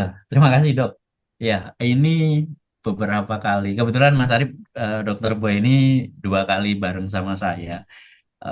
Namun beliau saat ini lebih berfokus ke safety juga. Jadi beliau punya amanah baru Oke. sebagai seorang safety juga, bukan hanya berfokus ke kesehatan. Ya, ya gini dok. Kalau triks itu biasanya kami akan coba untuk dekati secara personal. Yang paling efektif itu adalah kita tanya soal keluarga. Ini yang beberapa kali kita praktekkan ya. Jadi kita tanya keluarganya, syukur-syukur kalau dia mau memberikan informasi terkait eh, mungkin nomor telepon keluarganya. Ini yang pernah kita lakukan, ada orang yang bandelnya minta ampun, tahu aturan safety, tahu bagaimana safety culture itu harus dibangun dan sebagainya, tetapi beliau melakukan pelanggaran, dan itu bahkan sampai pernah kita lubangin ID badge-nya ya 1 kali, dan kedua kalinya kita coba untuk kita paksakan untuk ditelepon keluarganya. Ternyata yang bersangkutan ini mempunyai anak yang masih sekolah SMP, cewek, istrinya juga lagi hamil, terus ditelepon nih. Ya, kita memberikan penjelasan dan sebagainya. Akhirnya saat itu juga di depan istri dan keluarganya, kita minta dia berjanji. Berjanji untuk bekerja selamat, bekerja selalu sehat, ya, bekerja selamat. Akhirnya setelah itu dia eh, istilahnya kalau gini kita bertobat ya, bertobat tidak melakukan pelanggaran terkait K3, dan dia akhirnya menjadi salah satu pelopor eh, keselamatan. Seperti itu Dokter Boy. Kebetulan beberapa minggu lalu ya kami menangani beberapa karyawan, karena kan kondisinya proyek kami adalah masih construction, lagi dikejar progres, dan ada beberapa yang tidak sabar untuk memposisikan diri di area yang kerja yang selamat, melakukan shortcut. Treatment-treatment itu yang kami lakukan, dan alhamdulillah kami analisa dalam 1 bulan ini tingkat eh, pelanggarannya menurun, dan yang bersangkutan yang tadi kita kenakan punishment juga sudah berubah ya sekitar 70%. Jadi masih terkadang beliau lupa, ya itu hal yang wajar dan manusiawi. Jadi kita harus ingetin remind dan remind setiap saat. Mungkin itu Mas Arif. Terima kasih.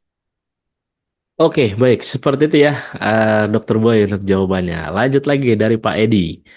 Apakah safety behavior yang sudah terbentuk pada diri seseorang berpengaruh terhadap pembentukan safety culture di perusahaan? Mengingat merubah behavior atau habit itu relatif tidak mudah nih untuk yang sudah terbentuk sebelumnya. Nah, ini apakah bisa seperti itu, Pak Mustafa? Silahkan. Ya, Pak Edi, eh terkait safety behavior yang sudah eh, pembentukannya itu dari diri kita sendiri. Memang harus kita awali dari diri sendiri. Biasanya proses kesulitan itu terjadi karena komitmen manajemen. Jadi manajemen ini eh, terkadang butuh penjelasan detail apa yang output yang akan kita tawarkan. Seperti itu sih Pak Edi. Jadi bisa Pak, mungkin dengan Bapak harus mengawalinya directly di awal. Jadi prosesnya harus komitmen manajemen mau seperti apa. Kalau syukur-syukur Pak Edi sebagai decision maker, safety coordinator, ya, itu seperti apa. Jadi harus clear di awal. Jadi tidak bisa kita berjalan sendiri, tetapi harus memang pondasi awalnya dari kita. Tetapi dukungan manajemen ini juga akan sangat berpengaruh Pak Edi ya. Terus habit ini memang sulit Pak. Tidak bisa kita semudah membalikkan telapak tangan. Jadi 1 minggu, 2 minggu tidak bisa Pak. Jadi kalau Pak Edi punya rentan proyek yang mungkin katakanlah 1 tahun, di strictly 3 bulan di awal, insya Allah itu berhasil. Seperti itu sih Pak Edi. Jadi kalau tidak di awal ya akan kesusahan. Jadi kita memang membangun budaya atau behavior ini harus strictly di awal. Jadi bukan harus tegas, tidak galak, tetapi tegas.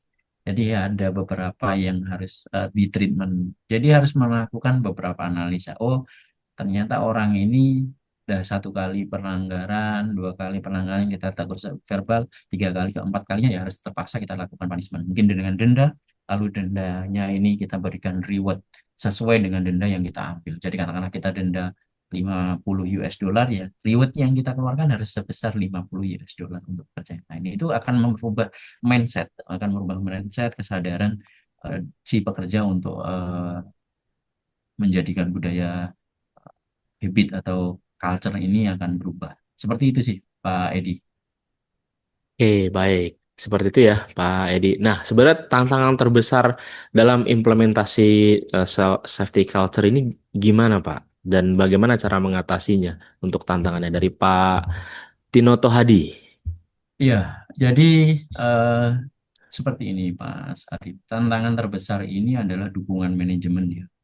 Yang pastinya adalah budget kalau kita akan memberikan reward. Nah, budget safety ini harus clear. Jadi memang ada beberapa proyek yang budgetnya ini tersetit sekian persen dari nilai kontrak. Tetapi ada juga yang tidak. Jadi hanya klausulnya global. Klausulnya global, budgetnya cuma sekian dari kantor. Katakanlah dari eh, organisasi, dari perusahaan memberikan budget, kita ngomong 50 juta. Nah, untuk membangun safety culture ini ya mungkin kalau kita sudah punya dasar internal training dulu, tidak perlu pakai provider lain. Nah, kalau pakai provider lain pastinya akan tinggi ya. Strictly di awal Pak Tin, strictly di awal, terus itu caranya yang utama. Komitmen. Jadi yang kita pegang teguh adalah komitmen. Tidak luput yang paling utama adalah kita memberikan cost benefit analisis. Kita hitung kalau kita program katakanlah memberikan reward, oh kita hargain orang memberikan botol katakanlah untuk setiap memberi perilaku keselamatan atau tingkat pekanya. Sebenarnya analisa ini bisa kita lihat dari eh, observation kita ya, observation baik secara kartu ataupun secara langsung itu bisa kita susun programnya. Nah, nanti dari program ini pasti akan muncul namanya biaya. Nah, dari biaya akan muncul lagi benefit-benefit apa? Benefit-benefit apa? Contohnya gini, program kita mungkin program safety culture. Biayanya adalah 30 jutaan, katakanlah dalam rentan satu proyek. Dalam umur satu proyek 1 tahun, itu 30 jutaan.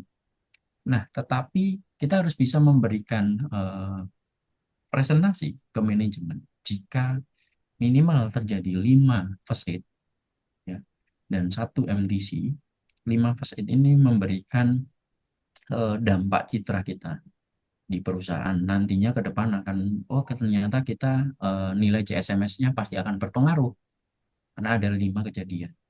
Terus satu first aid itu butuh berapa? Oh ternyata first aid-nya hypo.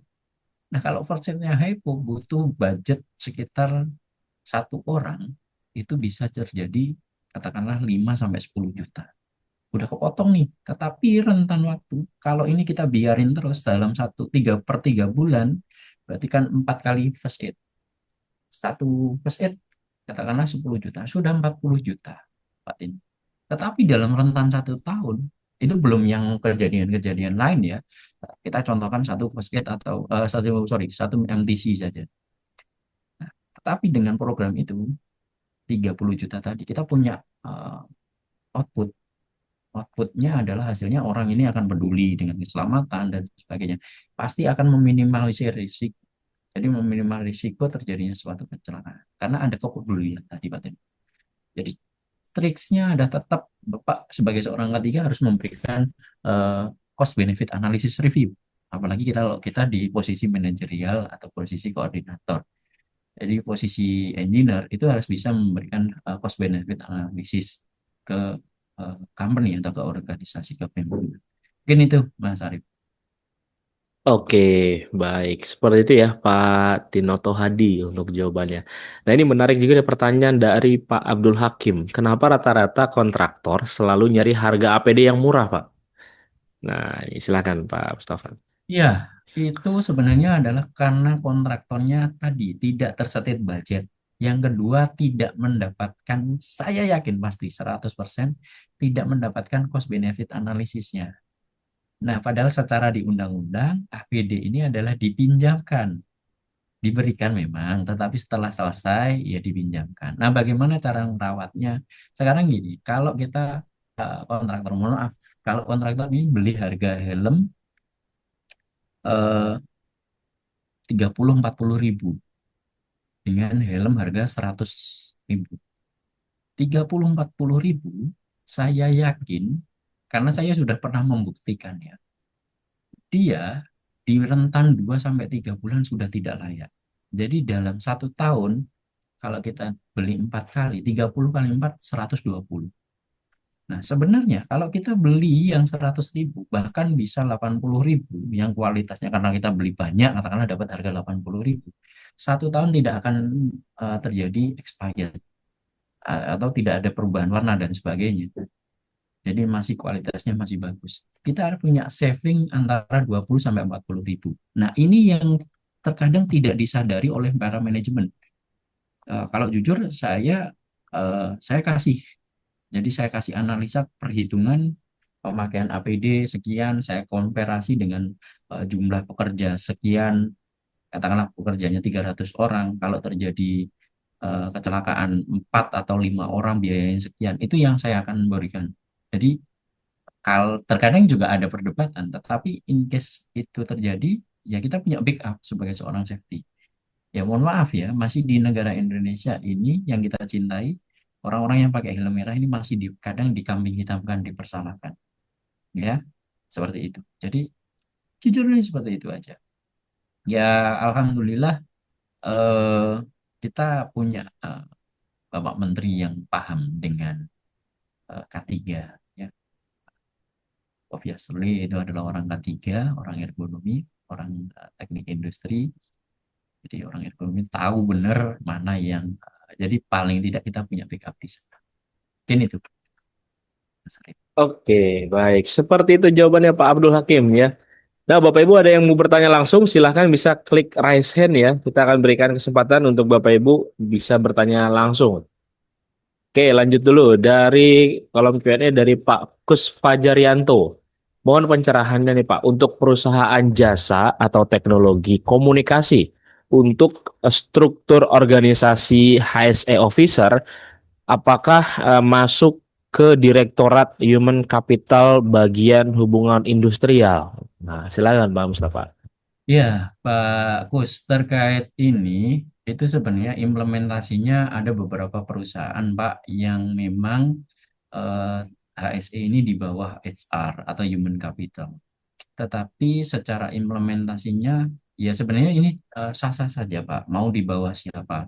Di bawah GM juga boleh. Tetapi balik lagi Pak, komitmen perusahaan dalam kalau apalagi kalau perusahaan ini sudah masuk ke ranah sekarang saya rasa sudah hampir semua ya Pak Mas Arief di PLN pun juga sudah menerapkan namanya kontraktor safety management system. Terus di beberapa perusahaan juga harus menerapkan kontraktor safety management system atau sebenarnya juga sudah semuanya ya sudah 13 tahun ya undang-undang kita. Jadi di PP 50 tahun 2012 itu kan sudah clear ya adanya sistem manajemen K3 dan lingkungan SMK3L. Nah, itu harusnya terimplementasi dengan baik. Namun ya kalau secara struktural beberapa itu ada departemen tersendiri ya, beberapa departemen sendiri Pak Kus. Tetapi di kami sendiri, di perusahaan kami saat ini itu ada namanya Direktur Human Capital. Jadi ada di bawah direktur. Jadi ada perubahan struktural organisasi. Jadi karena kami lebih ke arah sustainability, ya, lebih ke berlanjutan. Jadi akhirnya kami bergeser ke Departemen Human Capital, hubungannya dengan industrial. Sebenarnya match-match saja karena jadi safety itu bisa membaur bagus, jadi bisa di bawah quality kalau kita konsennya QHSSE, tetapi kalau kita konsennya ke health and safety and security ataupun environmental boleh karena hubungannya dengan manusia. Kalau kita ngomong health ini kan manusia, health and safety itu kan manusia, manusianya yang didulukan itu boleh-boleh saja Pak di bawah human capital. Ya, seperti itu Mas Arif. Oke, baik. Seperti itu ya, Pak Kus Fajaryanto Ya, untuk tambahnya jawabannya. adalah implementasinya harus tetap independen ya, Pak Gus, harus tetap independen. Tidak boleh eh, harus punya prinsip, jangan terlalu mau diintervensi. Seperti itu. Ya kadang rekan-rekan merasa, wah saya diintervensi, takut saya dipecat dan sebagainya. Itu kalau saya rasa punya rekan-rekan punya kompetensi, ya pasti itu adalah namanya tantangan kita bekerja ya. Selama kita masih hidup ada tantangannya dan itu bagian dari proses yang harus kita jalani. Oke, baik. Seperti itu ya, Pak Kus untuk jawabannya. Oke, ini sudah ada yang rasain, Pak Yohanes. Silahkan bisa di-unmute dulu, Pak Yohanes. Selamat sore, Pak Yohanes. Atau Pak Timothy dulu nih, silakan. Pak Timothy, ya. Iya, selamat sore Pak Arif, selamat sore Pak Mustafa. Pak Mus, Sore, Pak. Sore, Pak. Ya, sorry Pak, Pak. saya mau nanya begini Pak. Ini beberapa kaitan dari beberapa teman-teman saya yang kerja di dunia safety konstruksi. Dia melakukan membuat suatu planning mengenai safety. Tetapi begitu dia juga ke manajemen, mereka nggak terima karena terlalu berbagai banyak alasan. Dan akhirnya karena beberapa teman saya kesal, akhirnya dia keluar dari perusahaan tersebut. Pertanyaan saya Pak, bagaimana cara yang terbaik kalau kita melakukan suatu manajemen, membuat suatu planning safety dan diterima sama manajemen dengan baik, sehingga tuh kita membuat kita nyaman gitu Pak dalam bekerja. Itu aja sih Pak pertanyaan saya. Iya, baik. Terima kasih Pak Timothy. Eh, Gini Pak Timothy, apakah rekan-rekan Bapak dan tim ini sudah membuat sebuah cost benefit analisis, Pak? Jadi memberikan perhitungan. Contohnya program apa, programnya Bapak apa, training, benefitnya apa, costnya Nah, berapa.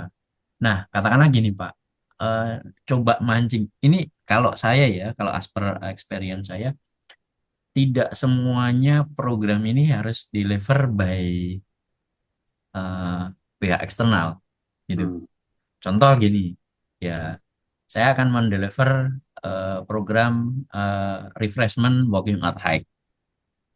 Pelan-pelan seperti itu, Pak. Ternyata di kontrak kita hmm, tidak mensyaratkan, tapi harusnya kan rata-rata sekarang sudah mensyaratkan ya. Tidak hmm, mensyaratkan karena balik lagi ke nilai proyeknya ya Pak Timothy. Tidak mensyaratkan TKBT level 2 katakanlah. Ya, itu saya coba memberikan internal dulu, Pak. Nah, tetapi kalau kita di beberapa proyek yang istilahnya tadi seperti yang saya sampaikan, sudah mempunyai screening kontraktor safety management system, itu akhirnya terpikirkan, Pak. Jadi ada di budget. Ya, saya juga nggak tahu kemarin itu jadi diambil oleh eh, media Tama atau tidak. Ya Mas Arif ya, hampir 200-an orang ya waktu itu yang akan melakukan training. Itu juga karena di persyaratan kontraknya memang harus menyebutkan seperti itu. Harus training TKBT level 2. Nah, itu pun juga kayaknya masih alot di harga. Padahal sebenarnya ya kalau kita ngomong fatality, uh ngeri Pak. Dendanya ngeri, Nomor middle. Ya coba gini Pak Timothy, diberikan presentasi cost benefitnya, analisisnya, programnya Bapak apa, yang butuhkan budget harus clear Pak. Budgetnya sekian, berapa, pengetahuan untuk konsumsi dan berapa. Dikasih benefit. Oh orang ini. Nah itu harus pakai trial and error ya Pak Tanuki. Jadi katakanlah gini, kita memberikan training itu secara internal. 30 sampai 50 orang untuk sampling Pak. Kalau pekerjanya lebih dari itu. Tapi kalau kurang dari itu ya mungkin 10 sampai 15 orang. Ini yang secara day to day-nya Pak Timothy dan tim harus memberikan masukan, memberikan input, memberikan advice, memberikan bonding system. Jadi kita memberikan masukan bonding system diajak untuk menjadi agen keselamatan. Jadi yang orang-orang yang sudah training, nah Bapak sebagai presentasi, oh 3 bulan ke depan katakanlah per 3 bulan Bapak akan review dengan manajemen atau per 6 bulan. Kalau di quality management system, Bapak kan ada review ini, dengan manajemen representatifnya per berapa bulan. Ya monggo, katakanlah minimal kan 1 tahun sekali nih dilakukan review. Biasanya kalau sudah punya standar ISO ya, quality management system akan seperti itu. Ya, seperti itu sih Pak Timothy. Jadi coba dikasihkan cost benefit analisisnya dulu Pak Timothy. Ya kadang cara penyampaiannya juga berpengaruh ya Pak.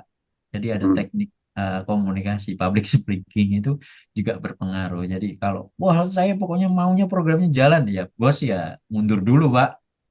Mundur 3 langkah dulu. Loh, ini yang punya duit saya kok saya yang agak kencengin. Nah, itu. Jadi jangan ditampilkan momok eh, yang nggak bagusnya dulu Pak.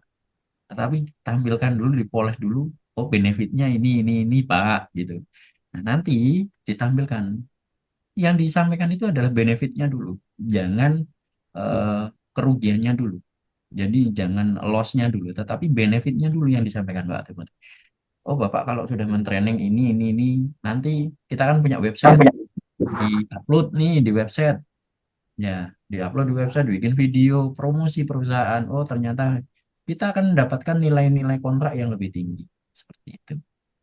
Seperti itu sih Pak Timothy. Jadi nanti hmm. baru di ujungnya setelah beliau udah di puncak atasnya nih, ngerasa oh iya saya butuh ini.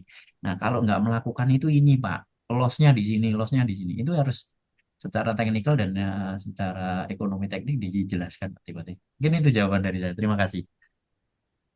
Ya, baik. Seperti itu ya, Pak Timothy. Dan ini juga menjawab pertanyaan dari Pak Calvin Riyadi nih. Sama, mirip-mirip ya jawabannya. Oke, satu lagi, Pak Yohanes Panred. Silahkan, Pak Yohanes. Bisa di-unmute dulu mic-nya. Selamat sore, Pak Yohanes. Apa sudah bisa di-unmute, Pak Yohanes?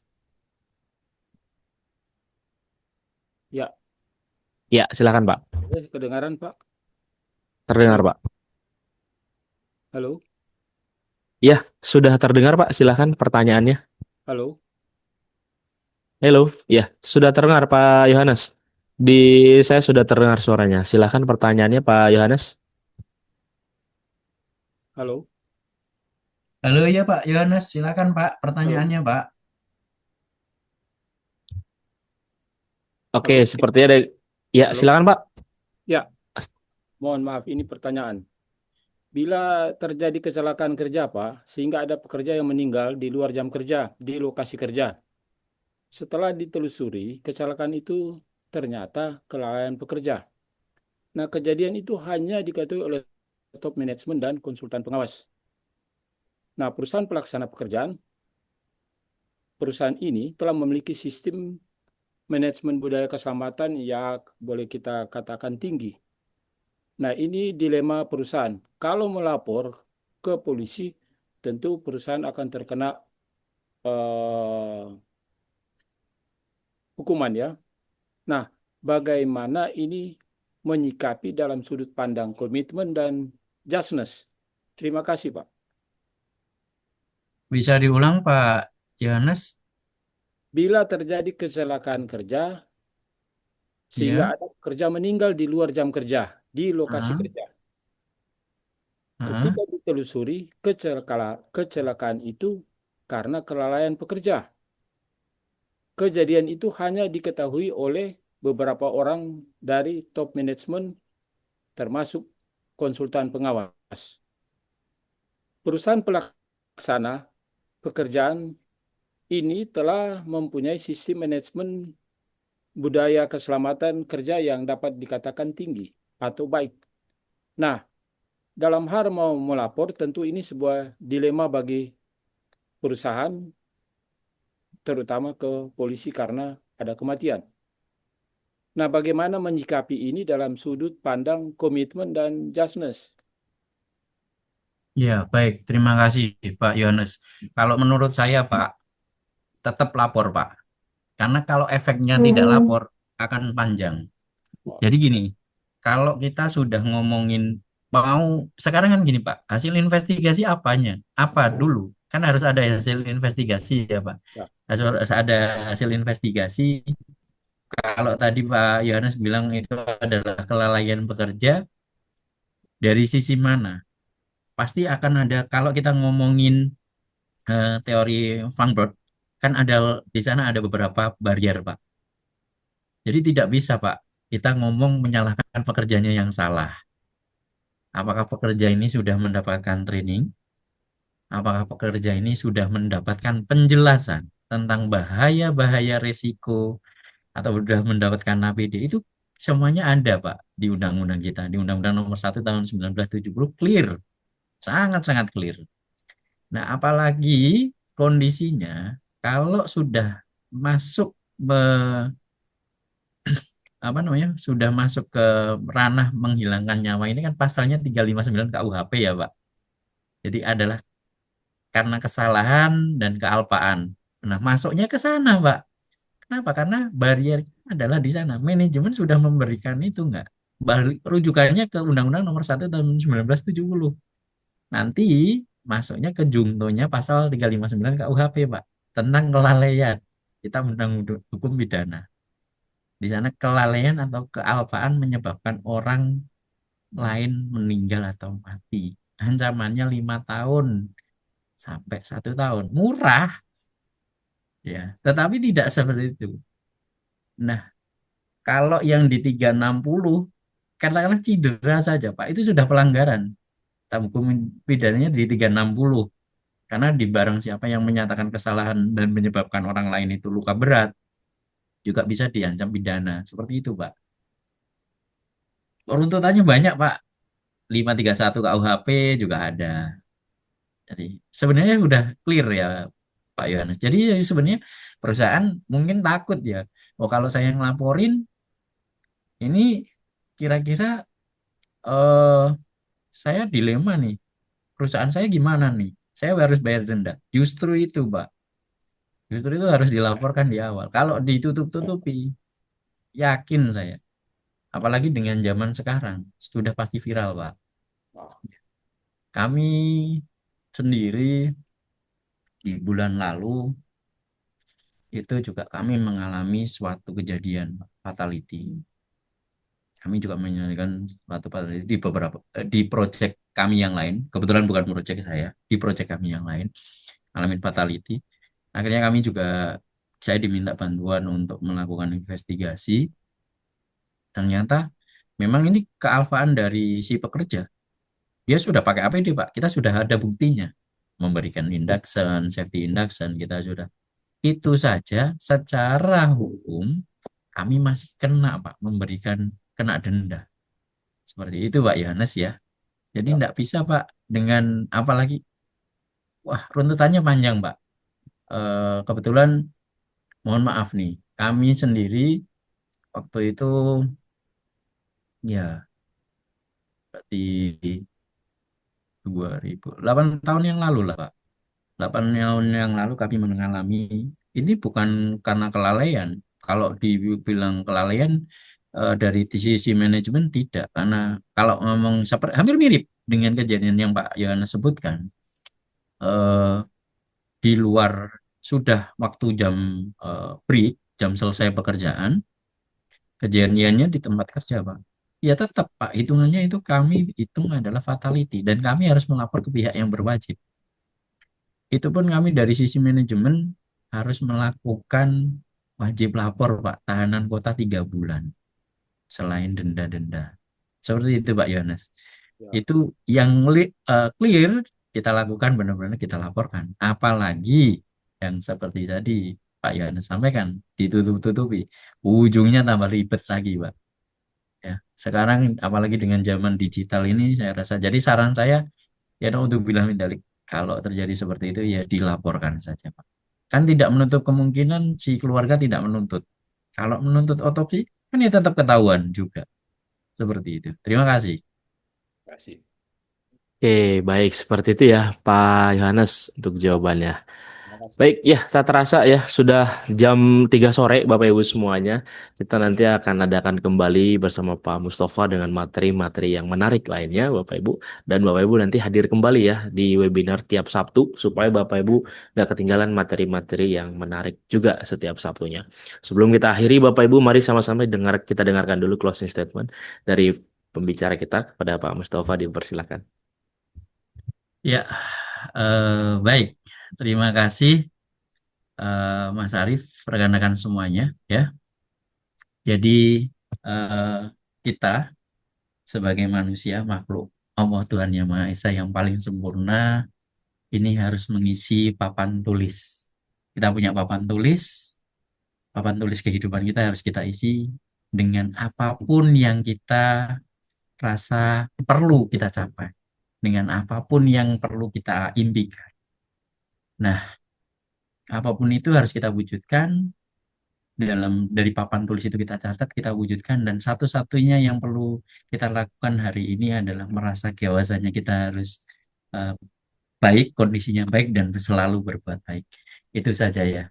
Eh, Kalau kita punya doa orang Muslim, Allahumma yasir wala tu'asir.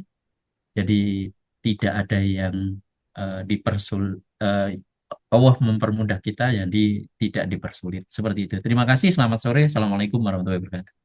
Waalaikumsalam warahmatullahi wabarakatuh. Terima kasih banyak Pak Mustafa dan Bapak Ibu semuanya sudah hadir hari ini, dan jangan lupa Bapak Ibu semuanya mengisi absensi ya yang sudah saya berikan di kolom chat Zoom. Pastikan Bapak Ibu semuanya pengisian absensinya berhasil. Jangan sampai tidak berhasil ya. Kalau berhasil tandanya ada checklist berhasil, dan nanti Bapak Ibu semuanya akan menerima WhatsApp dari tim admin kami ya, seperti itu. Terima kasih banyak Pak Mustafa untuk materi hari ini. Mudah-mudahan apa yang disampaikan Pak Mustafa juga bisa bermanfaat untuk kita semuanya dan bisa kita praktekkan. Khususnya untuk Pak Mustafa juga diberikan keberkahan karena sudah memberikan materi yang luar biasa hari ini. Terima kasih Amin. banyak. Akhir kata saya mengucapkan wabillahi taufik wal hidayah. Wassalamualaikum warahmatullahi wabarakatuh. Terima kasih Pak Mustafa, Bapak Ibu Terima kasih. semuanya. Izin pamit. Ya, Assalamualaikum. Waalaikumsalam warahmatullahi wabarakatuh.